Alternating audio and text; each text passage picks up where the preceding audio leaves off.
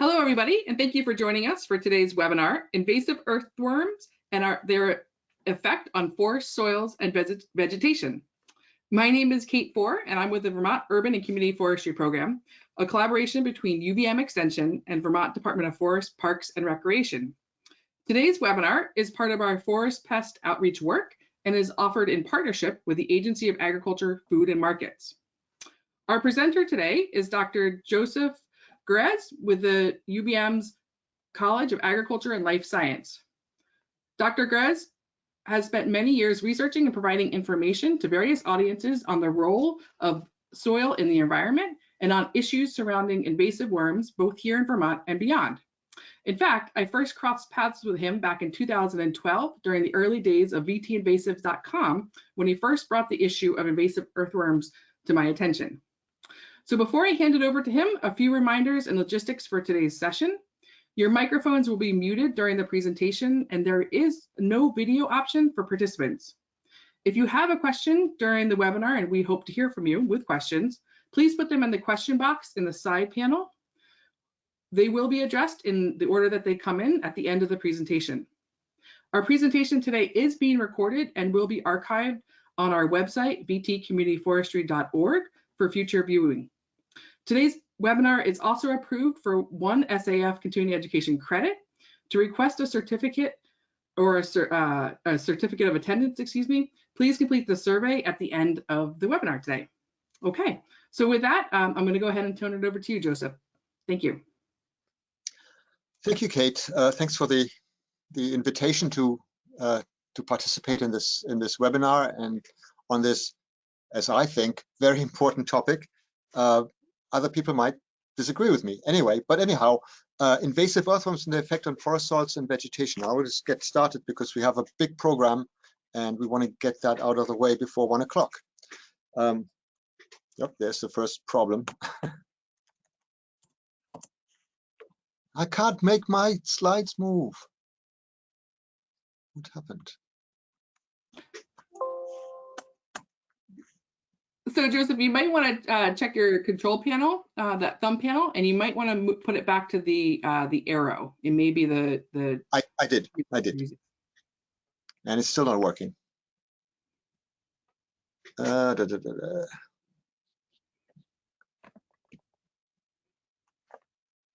you go. Okay, great. Anyway, so I just want to give you a quick overview of what is in store for you for today. So I'd like to give you a quick rundown on the history of invasive earthworms in North America. And then the second point is to look at something that we call an ecological cascade. And there are numerous of these. Some of you might know them from freshwater indicators, freshwater water quality indicators. But in this case, we're looking at cascades that are caused by invasive earthworms. And I'd like to look at a little closer at what happens to soils, to vegetation and animals. And then finally, the last 3 points are what makes snakeworms or jumping worms tick. So what is their natural history? What's their life cycle like? And I'm focusing on these towards the end a little bit because they've become more and more prevalent here in the northeastern states. And this year in particular, they've been a worry to many folks in the community. Then I will tell you the scarce and minute knowledge that we have about economic effects of these earthworms. And then finally, we get to what can you do if you have them and what can you do if you don't have them yet. So management is also important. So a big question for you. If you look at this, I think that Kate can make up a poll and she can post that and you can say, is this normal, yes or no? And then Kate will hopefully let me know how many of you think this is normal and how many of you think it's not normal. Yeah, so folks can go ahead and answer the quick poll question that should have popped up on your screen. And Joseph, there's a number of responses coming in. Great. We'll just give folks a second, another second here.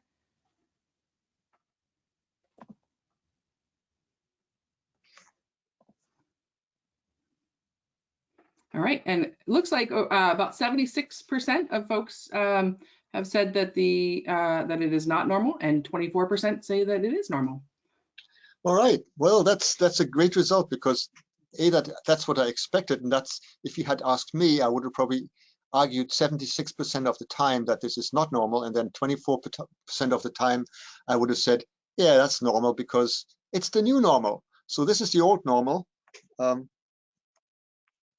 right? So this is what you should see in a nice sugar bush. Has lots of understory, and the understory is missing in these other two images.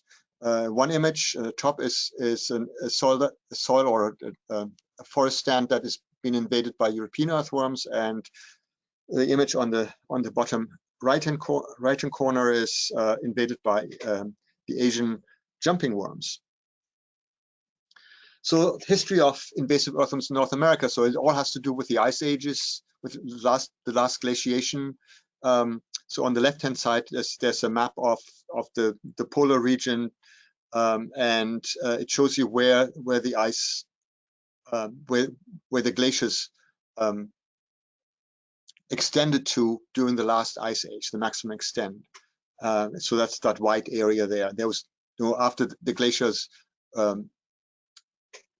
receded, there was no earthworms in those areas. Then on the right-hand side, you see today's continental sea ice around the pole. There's a lot of sea ice, actually a little bit more sea ice than there was before, because the land has subsided a little bit in some places. But the light green shaded area is where invasions without competition from other earthworms are taking place right now. And then the dark green areas are places where there is native earthworms. There were native earthworms after the last glaciations because it wasn't glaciated, and there is now some competition between invasive and native earthworms in those areas. And I'm showing you this because to illustrate where this is happening, where the invasions are particularly bad in North America, but I also point out that there are areas in Europe that have exactly the same problem. And so here's Eurasian earthworm invasions into formerly glaciated areas in northern Europe.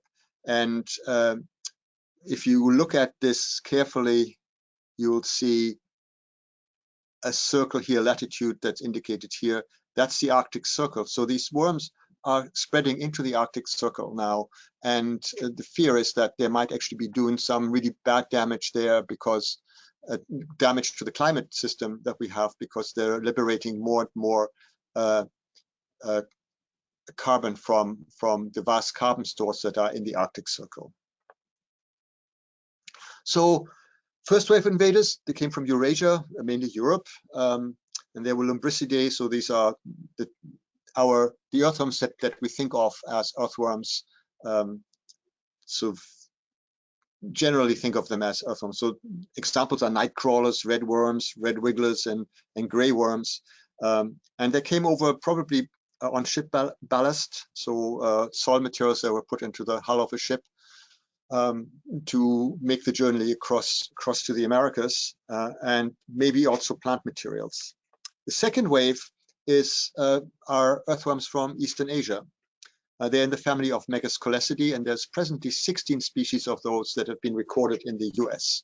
And according to the first reports paper by Reynolds in 2018, California saw the first ones in the 1860s, and that might have had something to do with Colonel Perry opening trade in 1852, with forcing trade to happen again with Japan in 1852. So it's shortly after that. So I'm speculating that the first bits of plant materials that came over from Japan after that might have caused this invasion in California. And on the East Coast, people think that they've been associated with the cherry blossoms of 1908.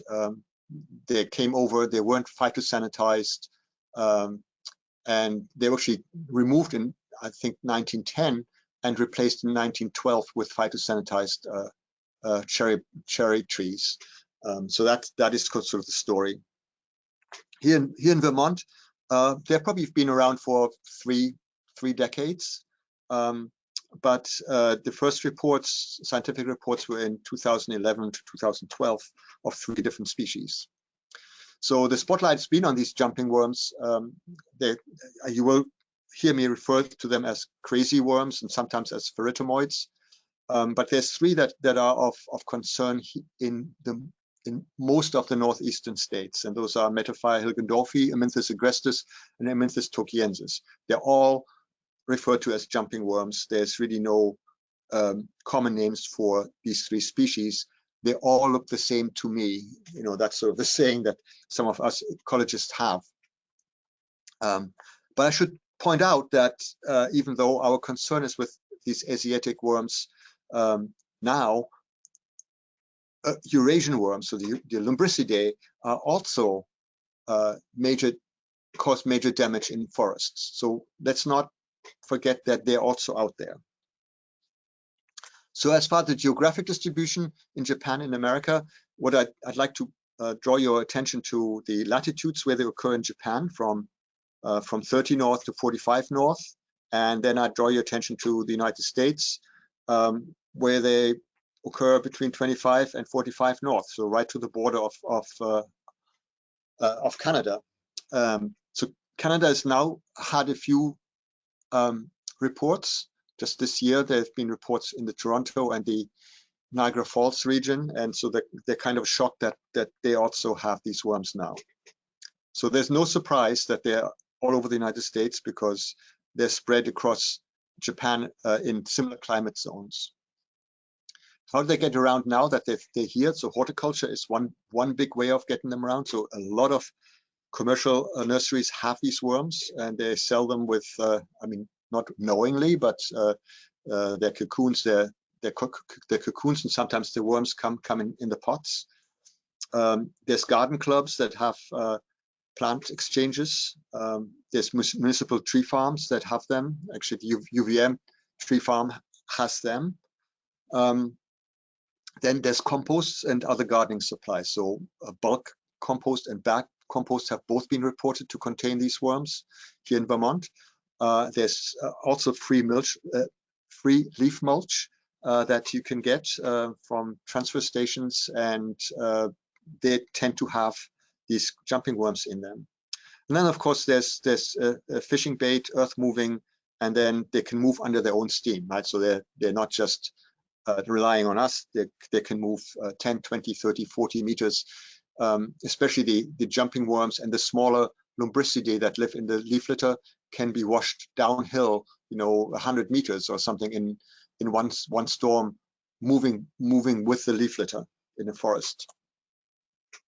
So just to give you a quick idea of places in Alaska, and some of you may deal with the public and with spots in the forest that are for recreation, and a couple of things to point out here. So the first one is that if you look at occurrence within coniferous and deciduous forests, you find them most likely in deciduous forests and not so much in coniferous forests. If you have a small admix of any kind of deciduous into a coniferous forest, then the chances go up that you have earthworms there. And so all the earthworms that are listed here are, this is in Alaska, are European earthworms, boat launches, fishing, right?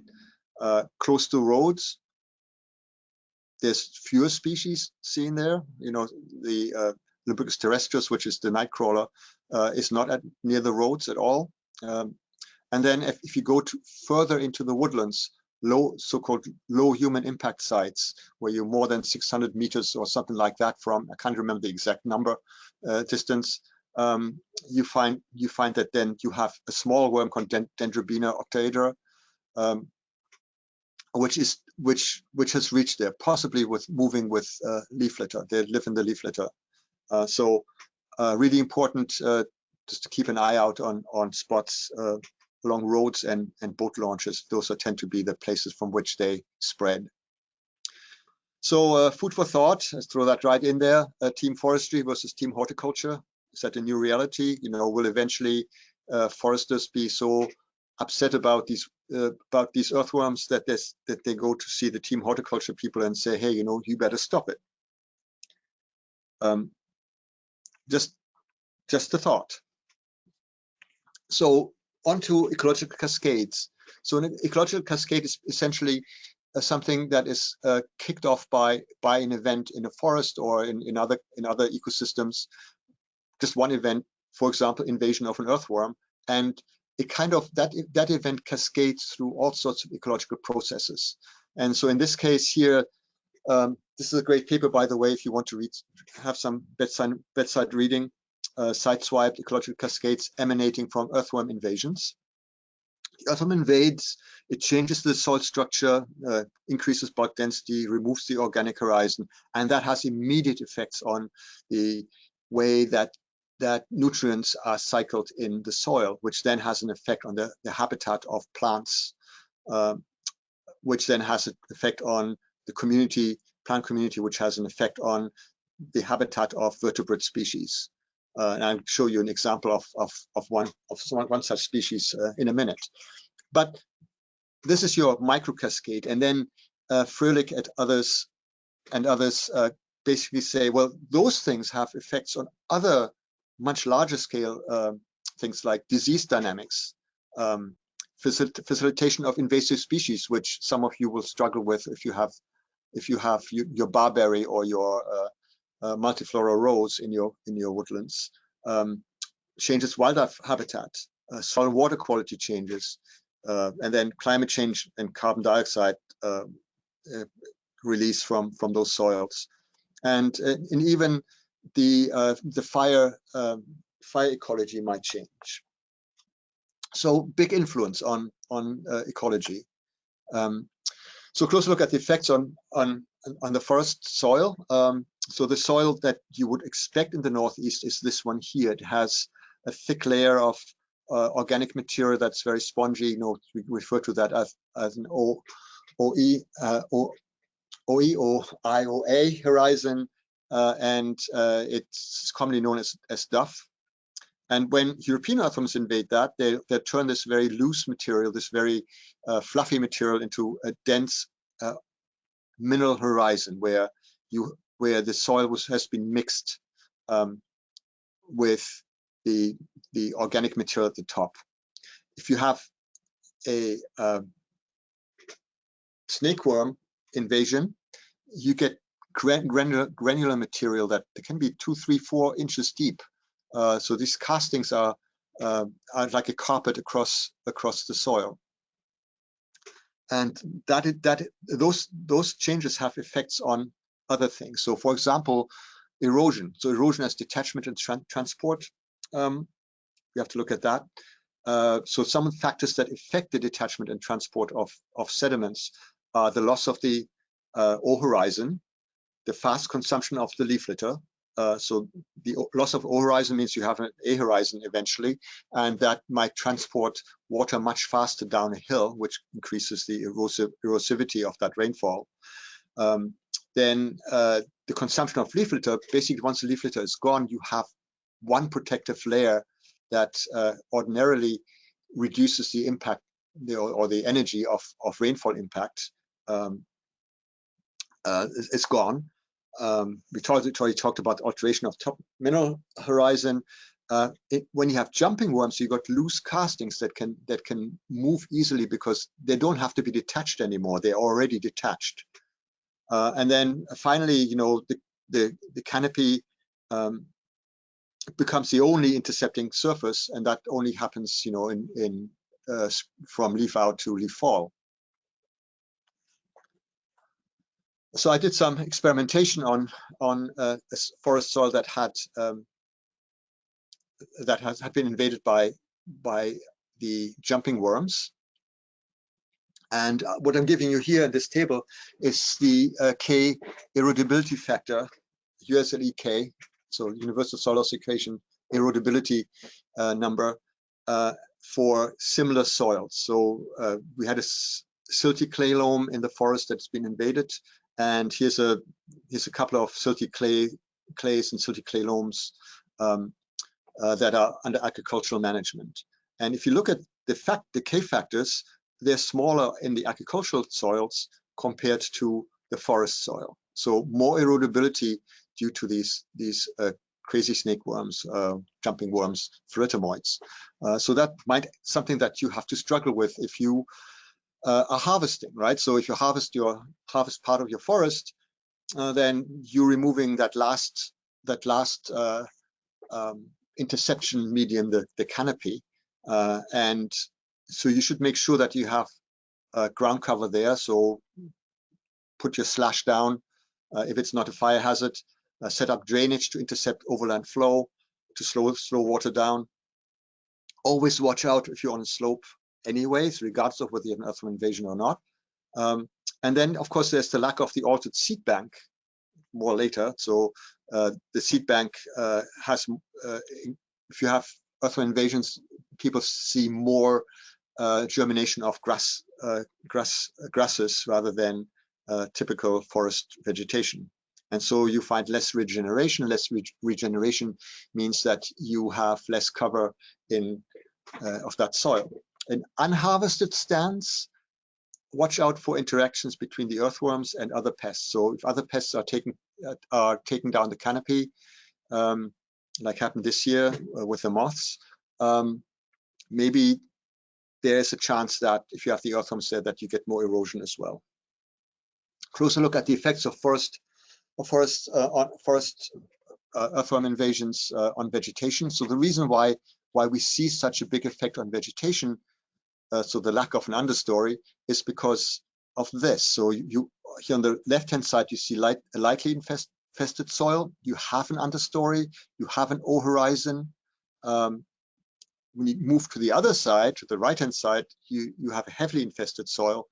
You see tree gingivitis, or these roots are above ground level sometimes. But you also see sparse and very diminished vegetation, diminished in biodiversity, because there's no more seed bank. So the seed bank is gone, which means you have less germination. A little bit more detail on the vegetation. So here's a flow chart of what might happen. European earthworms are introduced. This increases the bulk density, lowers the nitrogen and phosphorus availability, and that has an effect on the community that is there, plant community. So it changes that. But this change in the bulk density also changes the mycorrhizal community and reduces it. And then on the other side of things, so here's the soil bulk density, but now look at the forest floor. So that forest floor goes, certain plants die, there's lower seedling emergence, which means that the ratio of deer moving through there to their browse is much greater. So there's more grazing pressure, which takes care of quite a few other things. For example, saplings, right? So if they don't find their nice juicy ephemerals, they might start feeding on saplings, which means that now the canopy is in jeopardy of being lost within the next 50 years. And that changes, and that again changes what the community is like. Regeneration of maple, there was a survey done by the entomology lab here at the university, and I was involved in that a little bit. But there was something like 40, I think it was 49 places that we went to, and we looked at regeneration of maple, so saplings per square meter, and this is the result. So for fertimoids, so those are the jumping worms, on average a half a sapling per square meter. Lumbrix terrestris, the common nightcrawler, about 3, and then with the snow earthworms, the average was between 6 and 7. So there's a lack of regeneration in areas that have been invaded by earthworms. Mycorrhizal associations, I'm going to skip this because I want to get this done, so you can ask questions, but you just say that where there is earthworms, there's fewer mycorrhizal infections of plant roots. So the effect on vegetation is forests with high earthworms have lower emergence from the seed bank. Emergence of there's more emergence of native grasses, and then forests with non-native plant invasions have high emergence of non-native species when there's earthworm invasions. All right, so animals. So I promised you one animal that is affected by this cascade that's kicked off by earthworm invasions, and this is thrushes, hermit thrush, wood thrush. They're ground nesters, and so the belief is that because earthworms decrease the understory cover, they also increase the chance of nest predators. So people have seen a diminished number of these birds. But also they affect other things like some decomposers and salamanders. And then there is this whole link to pollutants, that earthworms might bring pollutants into the food chain, the food web. And here's the reason. So this was a study done by Justin Richardson at Dartmouth when he was at Dartmouth. And basically the table up here, table 8, and where's my mouse? There it is. It looks at how much of these metals, and I'm just looking at the toxic metals over here, starting with arsenic, As, is in the organic and the mineral soil. So if I look at the organic horizon, I'm just looking at arsenic for fun, with and without earthworms. There's more of that arsenic in the organic horizon when there's no earthworms. And so where does that arsenic go? So I'm looking at the table here, labeled table 3, is one that tells you how much earthworms have acquired, how much of the metals earthworms have accumulated in their bodies. And so if you look at arsenic, Amynthas agrestis, so one of the jumping worms, actually has as much toxic trace metal per square meter in the biomass as is in the organic horizon. So then I look at this. Here's I think it's a red-shouldered hawk, and he is feeding on an Amynthas agrestis. And so you wonder what is happening to this bird over a long period of time, like, you know, if he eats a ton of those. And you should know that these Amynthas agrestis have taken over some of the habitats where there's no other earthworms. So they're really good bioaccumulators of toxic trace metals. So good luck, hawk. Quick rundown the life history of snakeworms. So the annual worms, they exist as worms from April to December, and they exist as cocoons year-round. So they survive the winters as cocoons, but the cocoons are sticking around all year round. They're not. It's not like bees that where, you know, or some other animal that has one generation, or it probably has a one generation, but the generation, the hatching occurs over several generations, over several years, from one cohort of cocoons that is produced. How is that different from Lumbricidae? So many of the Lumbricidae are perennial worms, and jumping worms are annuals. Lumbricidae are hermaphrodites, mostly, not all of them. Jumping worms are all the ones that we are worried about are parthenogenetic, so they don't need a friend to make offspring. So one worm can cause one population, a new population. And then there's a difference in when they are active. So Lumbricidae are active in the spring and the fall during cooler temperature episodes, and jumping worms are active from the late spring, so I should say from April all the way through to October. If you look at the abundance curve for these worms, you notice that there's usually a peak in May. So this is abundance on the y-axis, and then time on the x-axis. There's usually a peak in May or June, And the peak is associated mainly with juveniles, which is really interesting and probably useful if once there is a control, something that you can do to control them, because you want to control them at some point when they're juveniles. First adults emerge sometime early July all the way through the 23rd of August, and they're pretty much dead by the 1st of December as worms, not as cocoons. And you notice that both the peak abundance varies, and the emergence of the first adult varies as well.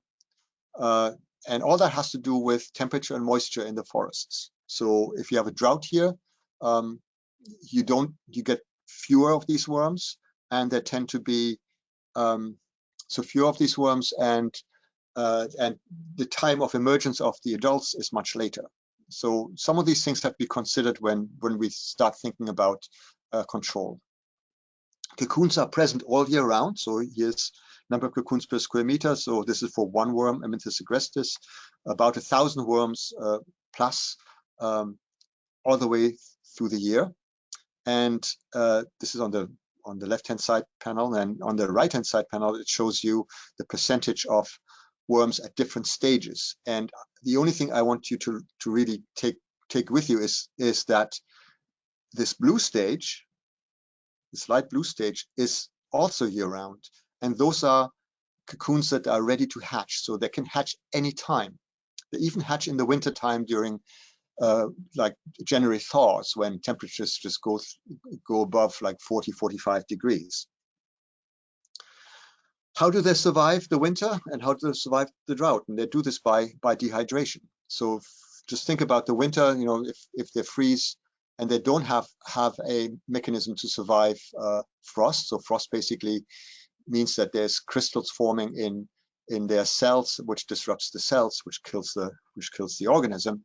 So the cocoons dehydrate when it gets cold, and that means that frost can't damage them, which is kind of cool. So this happens during drought as well. They seem to dehydrate, and then when there's warmer weather in the winter and moister weather in the summer, they rehydrate, and the embryos start to develop again. So they can only develop during the time that they're rehydrated. So an upshot of that is a year-round cocoon bank, which makes control really difficult in any kind of ecosystem, whether it's a horticultural ecosystem or a forested ecosystem.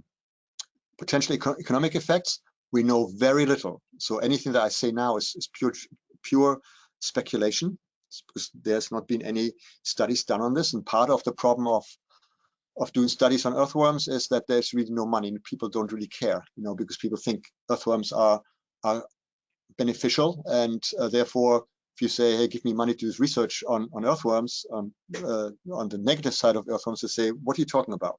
So economic impacts have not been assessed yet, but because of the lack of regeneration of canopy species that you see in invaded forests, the long-term cost is to the hardwood timber industry, maple sugar producers, and potentially tourism.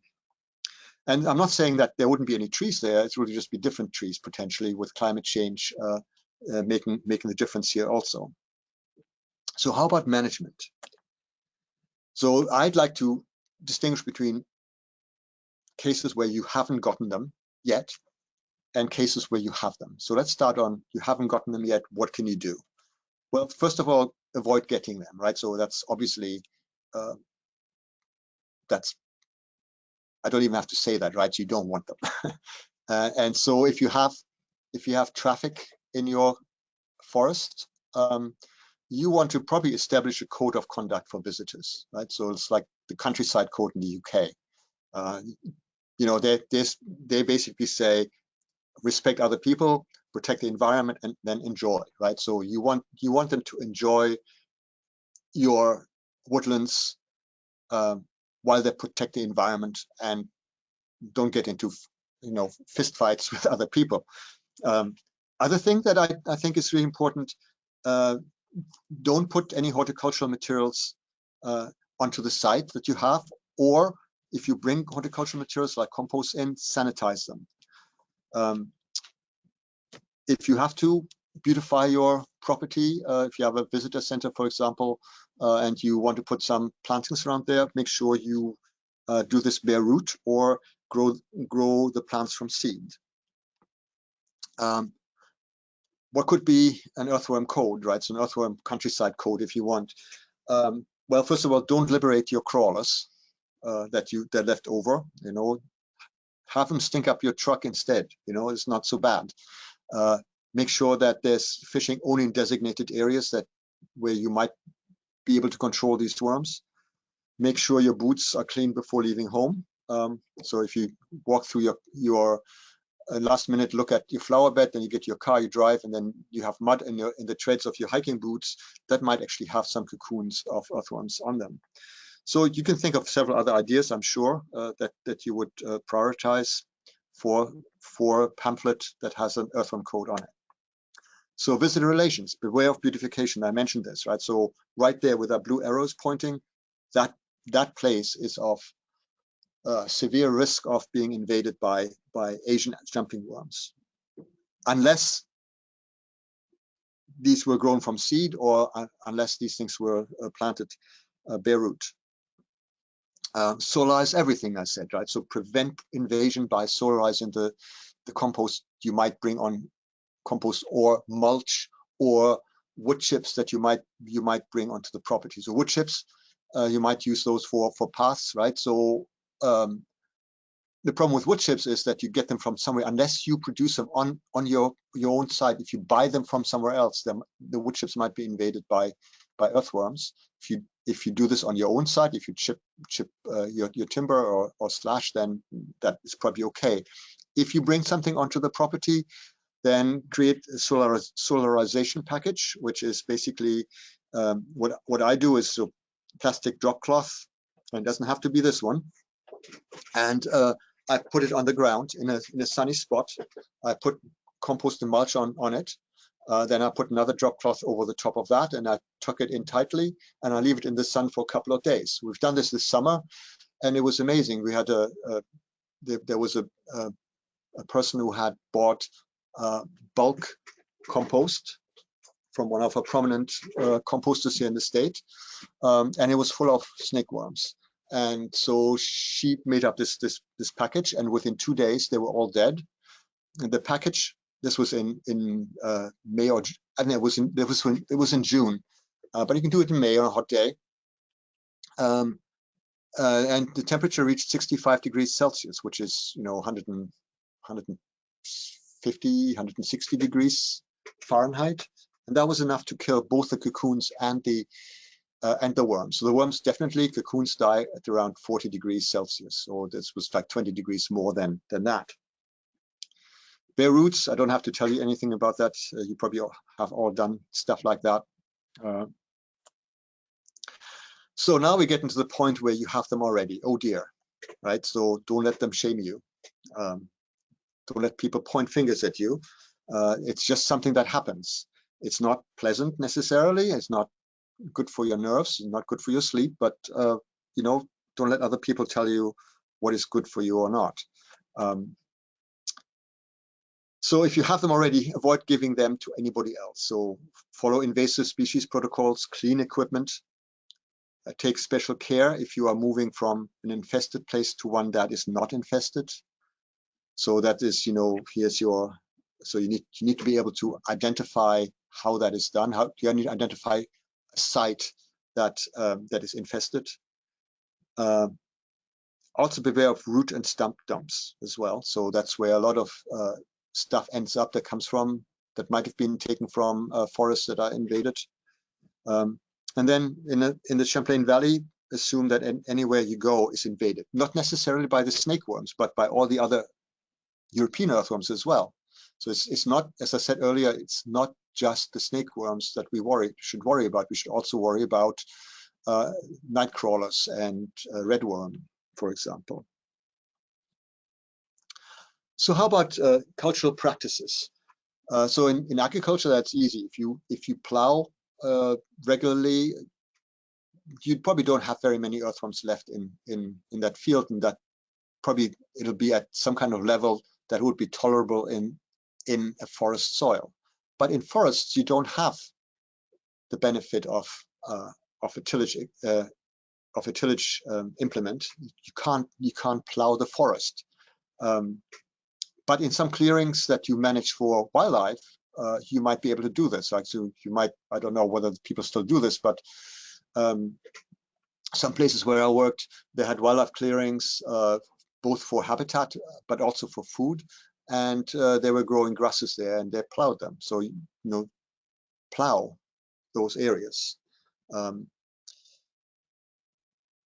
thing is, for snakeworms, and for the other worms, for some of the other worms as well, but for snakeworms in particular, I can point to times when you should be plowing. So you should be plowing around about the time that the snakeworms reach their maximum abundance. So this is usually when, this is always, in my experience, always when they're still juveniles. So you want to disrupt the juveniles, because then they can't produce more cocoons, which means that next year you have less of a chance of having a large population of snakeworms. So you don't do it in the springtime, early springtime, because most of the worms are in cocoon form, and they're not bothered by tillage. And you don't want to do it sometime in September or August, because there's already cocoons being produced, and so it's a little bit too late. So timing is essential, and that would also go for any kind of treatments that might come out in the future. That might be chemical or biological treatments. Go for the peak. So what are we doing for finding controls? So here at the lab at the University of Vermont. So we have been exploring biocontrol quite a bit. So one year we looked for new agents that might be useful. And so we went out, and this happened to be during a year when the worms were stressed because there was a drought. And so we collected dead bodies, dead worm bodies, and then we cultured anything that was growing on them. And so we found 2 bacterial strains and 1 fungus that seemed to work pretty well. And so what you see on the left-hand side here is a chart of mortalities for bacterium A, bacterium B, a control where we didn't apply anything, and then penicillium, which was the fungus that we found growing on these dead worms. And then on the y-axis we have mortality, and the x-axis is split up into time: 48 hours, 96 hours, 148 hours, 240 hours of incubation. And so what we found was that, you know, it took a while. So it took 4 days, 96 hours, before anything happens. So I mean, after 96 hours, nothing has happened yet. The mortality was like close to 0. But then after 144 hours, we had, so 6 days, I think, 6 days, we had mortalities around 70% for the agents that were growing on the dead bodies in the wild, and only 10-15% for the worms that hadn't been treated with anything other than water. And so those numbers went up a little bit after 240 hours, so 10 days, but not significantly so. So there are things that kill these worms. You just have to make sure that there's enough of them, right? Enough of the inoculants to kill them. So one thing that we know about getting things through EPA and other agencies is that you have to do a lot of research on new agents to say this is an agent we should use. We don't have to worry about any kind of health effects, other non-target species, etc. So that all takes time and money. And so we decided that we would give it a go with an entomopathogenic fungus that has already been certified as a biopesticide in horticulture. And so this is really not for forests. We're trying to aim this at at the nursery industry so that they can control the worms, so that then eventually they stop moving the worms around into the forests. So Bovera bassiana is one of those entomopathogenic fungi, and it's already certified. And so here's an experiment that we did. So we actually took millet that we mycotized, which meant that we grew Bovera bassiana on it, and that's what that looked like. And then we compared the millet. So here are the results of our experiment. Mortality is on the y-axis, going, and we're showing it from 0 to 80% mortality, and then on the x-axis are the different treatments. So here's a treatment that says no millet. That's the rightmost. You can't see my mouse. It's the rightmost treatment, and that's basically Bovera bassiana cultured from the product that we bought. And then there's no millet at all. There's just water added in proportion to the water that we added with the Bovera bassiana. And so you see that Bovera bassiana is doing pretty well. It's about 70%. But if you did this with adding mycotized millet, you reach 80%. We've done it since then. We reached like 90% mortality with the mycotized millet. So the mycotized millet are these larger bars compared to the smaller bars, which are the controls. So there is hope that something can be done. So the next step is we still have to do some more research in order to get this certified, and so we have to start thinking about that. The problem is the people that make the Bovera bassiana or that produce Bovera bassiana spores for use in horticulture are not really interested in this at all. So there's really no funding source for this. Who funds this kind of research if there's no if there's no industry that is willing to take this on? And I would say, based on the calls that I got from homeowners and from forest people this year, and looking at what other extension people got around the region, Massachusetts, Connecticut, New Hampshire, Rhode Island, New York, I think there would be a great market, but they're just not buying it. I mean, the company's not buying that this might be a good market for them to get into.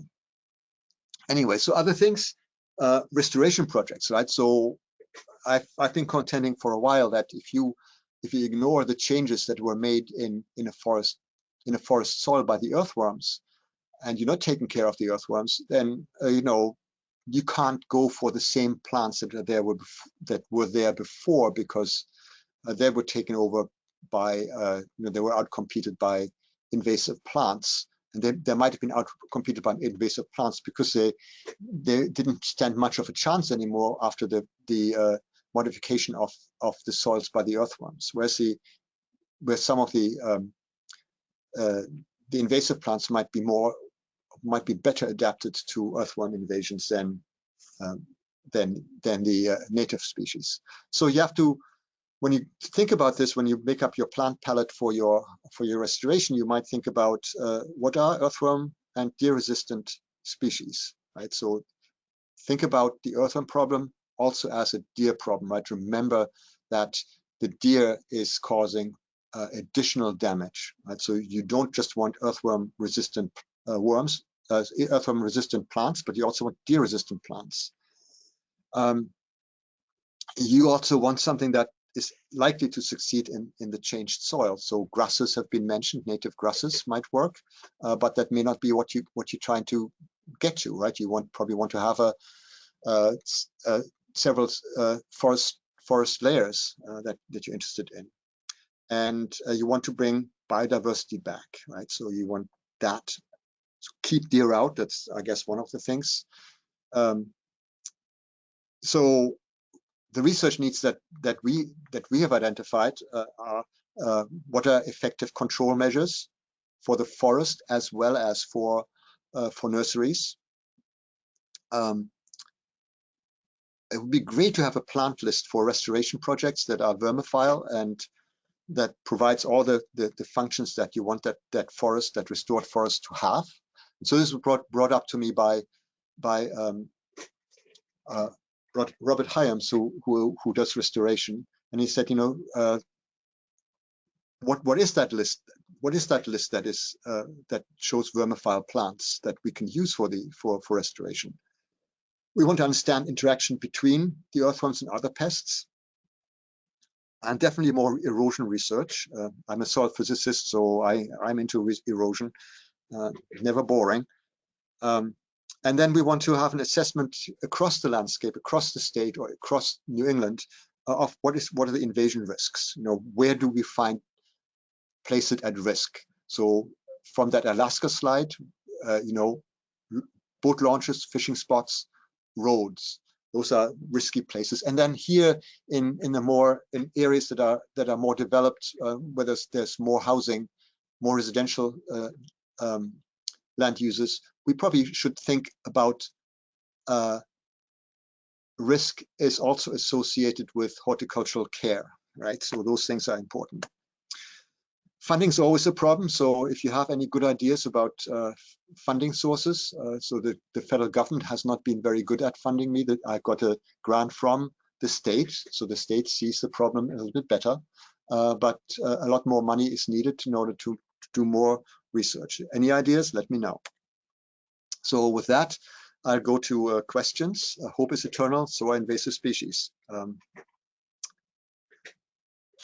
Excellent. Thank you so much, Joseph, for sharing all this information, so important and timely, and for offering all these tips on both being aware of the issue, but also management ways to manage it across the landscape. We do have a number of questions, so I'm going to go ahead and just jump right into them. And we do have a few more minutes in the webinar to hopefully have you address as many of them as possible. So one of the first questions is about cold temperatures. We have a couple participants who are wondering about do cold temperatures kill the worms, and how about the cocoons? So the cold temperatures kill the worms. So the first frosts in September will kill a bunch of worms. There's still some left over that might have burrowed down a little deeper than usual, and that layer of casting is a good insulator. So if they're a little bit deeper, they can survive the first frosts, but the deeper frosts they will die, and so then they survive the winter as cocoons. So their propagules will survive. And they survive basically because of dehydration mechanism that I mentioned during the talk. So they dehydrate, and that means that there's no damage done to the cells because there's no crystals forming, ice crystals forming in them. So the worms are not frost hardy, but the cocoons are. So we had one year we had soil temperatures of -24 Celsius, which is exactly actually what the temperature was out in St. Albans this morning, -7, -8 Fahrenheit, and they survived that. So the cocoons were, you know, they weren't killed by that frost at all. And these were temperatures in the soil. So that was a day where like -38 Fahrenheit or something like that of air temperature. Interesting. So today's cold snap isn't a good is not good news, I guess, or the hope maybe that we were all hoping for. Well, let's hear it. There are a few more questions that I'd love to get to. A couple of questions around composting. Some of the folks on the webinar today either compost themselves with red wigglers and are wondering kind of about any concerns or sort of how you know how this impacts, how composting with red wigglers impacts this issue. And then also some folks who have clients who use earthworms to compost.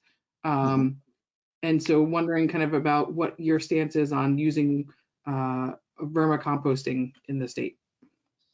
I'm all for Verma composting. Verma compost is just a great resource.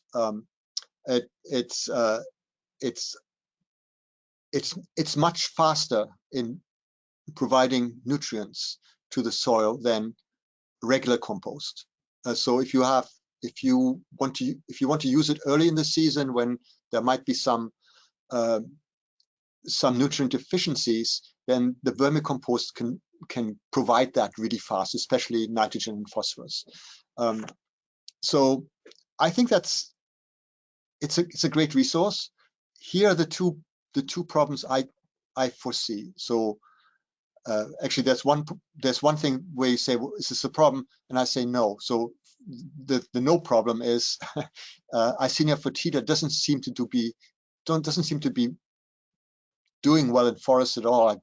I've never seen a red wiggler in the forest. There might be one or two that I've come across, but it wasn't really a big invasion. And so the red wigglers were more associated with urban land use when there was still horses and buggies, where there was a lot of horse manure in the streets of New York City. Apparently there was a lot of Icenia foetida, the red wigglers. The problem that I foresee is that people buy red wigglers from states like Pennsylvania, or even as far north as Rhode Island, and you get a contaminated population of red wigglers. So I gave a talk at UConn. I give talk there every year for the composters, master composters, and the person who organized it had bought red wigglers from an outlet that was a local outlet that had red wigglers, or that apparently sold red wigglers at some point, but the worms that she got weren't red wigglers. They were Malaysian blue worms, which are like jumping worms in the same family, Megascolecidae. And we don't really know much about how invasive they are, but the industry that provides red wigglers is not really good at keeping contamination out, and sometimes they don't even know what they're selling, because Dawn took the red wigglers back to the Malaysian blue worms back to the store and said, hey, you sold me the wrong stuff. These are invasive worms. I want red wigglers. And they said, oh, but these are red wigglers, aren't they? Oh, sorry, we're getting these from somewhere in Washington State. So, they sold them to us as red wigglers, so we believe them. So sometimes the industry doesn't know what they're doing. And then, as I said again, some of the industry is just not very careful with preventing contamination of the red wiggler community, red wiggler populations that they sell. And then the other problem is that you can actually buy jumping worms on the internet. And in the old days, they would not say anything about that there was a problem with these snake worms in forest. Now they kind of say, well, there's a controversy about these worms, and I don't know. You have to make up your own mind whether you want to buy them. It's on you if you buy them. It's not our problem if you buy them. So buy them. They have all these great properties, and some people say, but can you trust other people? I don't know. So on their webpage, there's also waffle about these snake worms that they're trying to sell.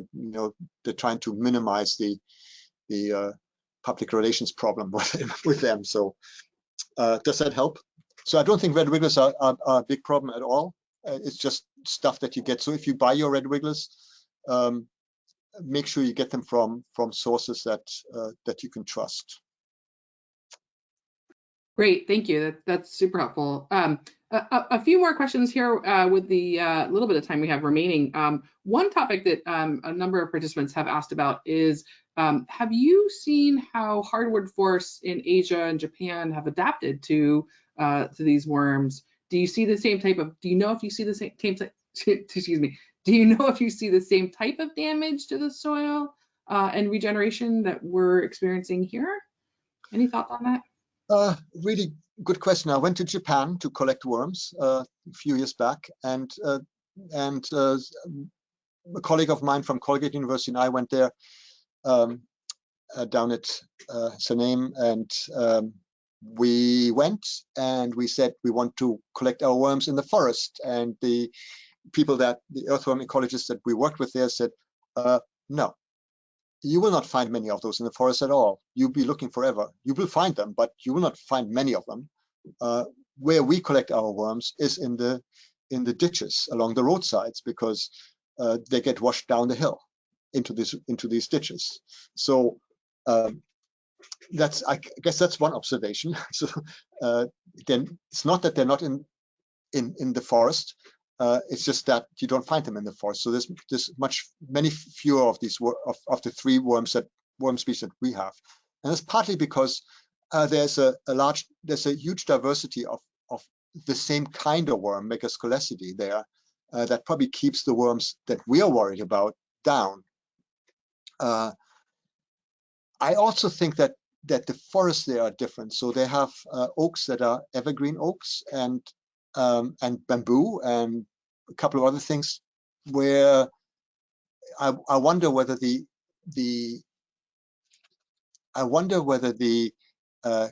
chemical composition of those of that leaf litter is different and is not as palatable as sugar maple. So that's one thing. We did see forests that were pretty much intact, so with an understory, but I'm sure that there's other forests that have come under some other kind of human management that are not like that. So there was also very manicured forests. So I really don't want to say that it's not a problem there, but I didn't think it was a problem there because of that, because I think that the forests are different, the plants are adapted. This is where the worms came from, right? So the forests are adapted. And then there's also the whole thing of a cultural perception of worms and forests, right? So if you go to the UK, so I'm from Germany, so but I studied in the UK. So when I went to live in England, the landscape was totally different to parts of Germany. So Germany, a lot of forest management, forestry is big. So you go to anywhere, there's some kind of forest. Whereas in the UK, what they really liked were the barren landscapes of the Lake Districts or the Yorkshire Peaks, so the Peak District in Derbyshire and Yorkshire, or the Dales, and it's what they grew up with and what I grew up with. You know, it's just a different thing that's being accepted. And I guess that's the same in Japan. People accepted the forests that they have. Whereas here we want understory. We want to trip over as any kind of weed that's grown in the understory, right? While you're hunting or something like that. So I think that's also that perception, cultural perception of what the forest should look like. Oh yeah, so about the composting, I didn't answer the question entirely, right? So if you compost on site and you're not giving the compost away, then there should not be a problem, right? Other than the immediate neighbors that might get worms from that compost.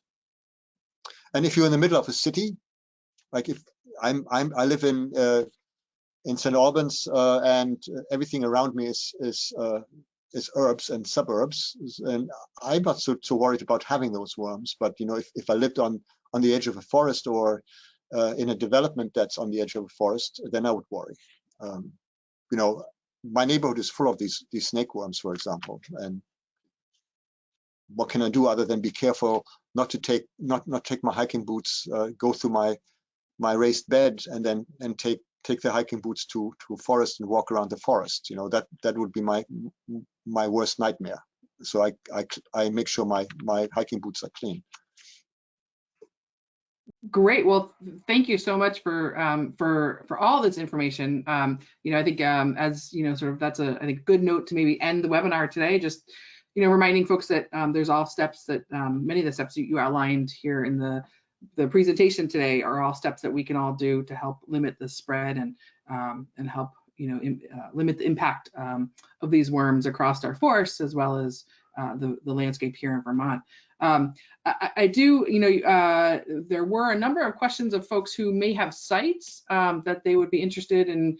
They feel like there's a significant infestation, or is the university currently looking for study sites, or is there a way that folks can get in touch with you if they want to explore this issue further? Do you want to share your? We are always looking for study sites to either monitor, to go in and get these growth curves of these worms, like the phenology of the worms, which is really not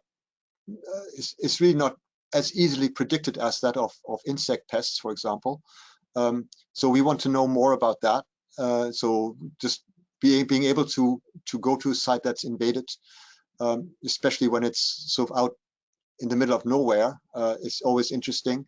And then we're applying for a grant with Colgate University and SUNY ESF,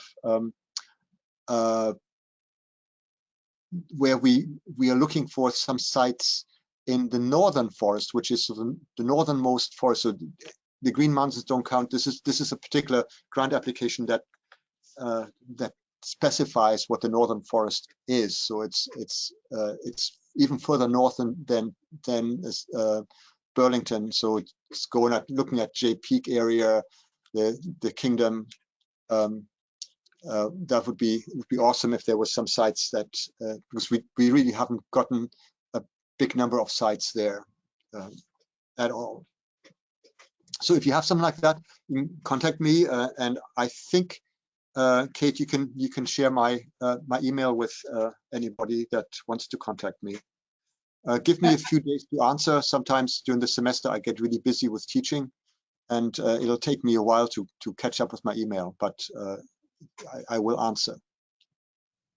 Great, thank you. And I'm happy to send your email out, but for folks who are still on the webinar today, is the best email to reach you at the jgorres@uvm.edu. That's the one. Okay, so again, just to repeat that for folks, Joseph's email address is jgorres, so first name, last name, @uvm.edu. Well, again, maybe you can put it in the chat. I can. Good good suggestion. Well, wonderful. Well, thank you so much for taking the time, Dr. Gorres, for joining us today, and again sharing all this information. And thank you to everybody who participated and joined in the conversation.